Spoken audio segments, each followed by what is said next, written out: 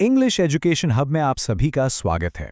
आज हम अपनी द फेरी क्वीन की सीरीज को आगे बढ़ा रहे हैं और डाइव कर रहे हैं बुक 6 में, जो है द लेजेंड ऑफ कर्टेसी।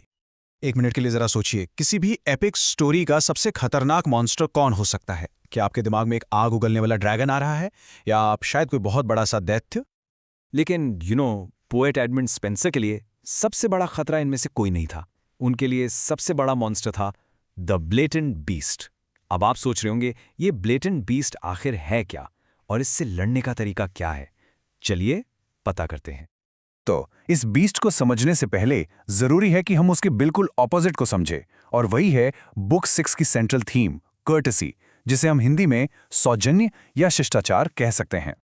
देखिए, स्पेंसर की दुनिया में कर्टेसी का मतलब सिर्फ प्लीज या थैंक यू बोलना नहीं है।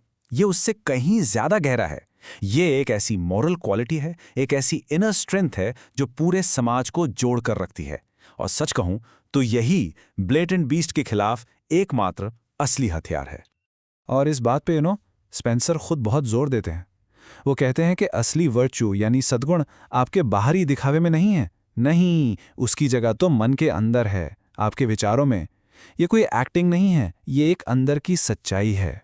तो अब हर वर्च्यू को रिप्रेजेंट करने के लिए एक हीरो की जरूरत तो होती ही है, राइट? और कर्सी के चैंपियन हैं सर कैलेडोर। तो ये जो सर कैलेडोर हैं, ये एक परफेक्ट जेंटलमैन नाइट हैं। उनमें चार्म है, ग्रेस है, काइंडनेस है, सब कुछ। और फेरी क्वीन ने उन्हें एक बहुत ही इंपॉर्टेंट मिशन दिया है। उन्हें उस ब्लेटेंट बीस्ट को पकड़ना है जो अपनी जहरीली बातों से, अपने स्लैंडर से पूरे देश में बस दुश्मनी और नफरत फैला रहा है। चलिए, अब हीरो से मिल लिए तो विलेन से भी मिलना जरूरी है। द ब्लेटेंट बीस्ट, ये हर उस चीज का आईना है जिसके खिलाफ सर कैलेडोर खड़े हैं, बिल्कुल उनका ऑपोजिट। तो आखिर ये ब्लेटेंट बीस्ट है क्या? देखिए, ये कोई शेर या भेड़िया जैसा जानवर नहीं है। ये एक एलेगोरी है, एक प्रतीक। किस चीज का? स्लैंडर का, मलिशियस र्यूमर्स का, गॉसिप का, पब्लिक शेमिंग का।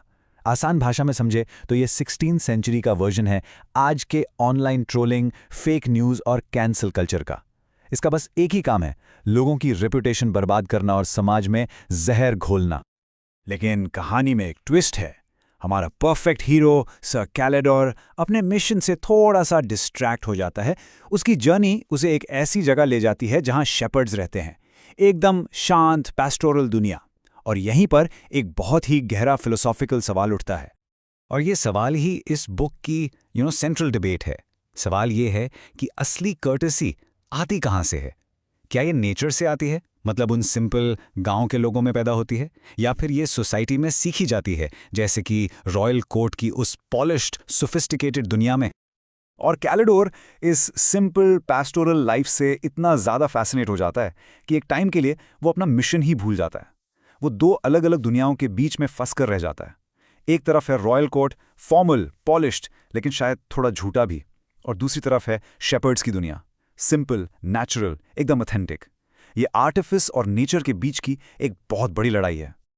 लेकिन आखिरकार कैलिडोर को अपनी जिम्मेदारी याद आती है। उसे समझ आता है कि उसकी ड्यूटी ब्लेटेंट बीस्ट को रोकना है, और इसलिए वो शेपर्ड्स की उस शांत दुनिया को छोड़कर अपने मिशन पर वापस निकल पड़ता है।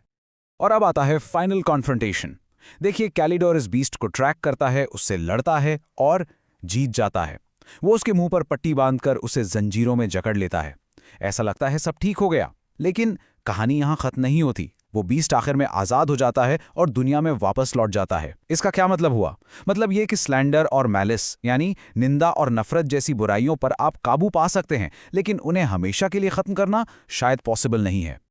और स्पेंसर इस बात को बहुत पर्सनली लेते हैं। वो कहते हैं कि ये मॉन्स्टर किसी को नहीं छोड़ता, यहाँ तक कि उन पोएट्स को भी नहीं जो अच्छी बातें लिखते हैं, जैसे कि वो खुद। ये एक ऐसी बुराई है जो टाइम या पर्सन को नहीं देखती, बस अटैक करती है। तो ये कहानी हमें एक बहुत ही पावरफुल थॉट के साथ छोड़ जाती है। सोचिए, 400 साल से भी ज्यादा पुरानी ये पोएम आज भी कितने रेलेवेंट है ना? हम सब आज अपनी डेली लाइफ में इस ब्लेटेंट बीस्ट के मॉडर्न वर्जन से लड़ते हैं, चाहे वो ऑनलाइन ट्रोलिंग हो, फेक न्यूज हो या पब्लिक शेमिंग हो। तो असली सवाल ये है कि हम अपनी दुनिया में अपने ब्लेटेंट बीस्ट से लड़ने के लिए कर्टेसी को कैसे जिंदा रख सकते हैं, कैसे प्रैक्टिस कर सकते हैं। उम्मीद है आपको ये एनालिसिस पसंद आया होगा। ऐसे ही और कंटेंट के लिए चैनल को सब्सक्राइब करना ना भूलें। धन्यवाद।